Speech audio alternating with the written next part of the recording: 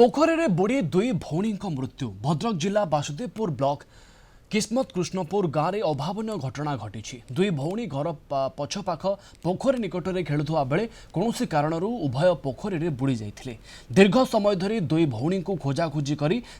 पाई नथिले परिवार लोक पर पोखरी में खोजाखोजी करने बुड़ी जाइथिबा दुई भौणी को उद्धार कर बासुदेवपुर डाक्तरखाना भर्ती करथिले सेठारे उभय को डाक्तर मृत घोषणा करिसेंती। आमे 1:30 बेले खोजिला बेलू छुआ को देखला प्रत्येक जगह खोजी आसला गोड़िया तुठर जा अंडा बेलू दी जन हाथ धरा है दी जन बाहर यही कथा 108 को फोन करूँ आणिकी आम भर्ती कर मेडिकल कहते डेट मु ड्यूटी रे थिबा बेले से दी जन अचेत अवस्था रे घर लोक नहीं आसते 108 रे आउ तांको चेक कला परे से माने मृत थिबा बोली हम जानिबा को पाइलु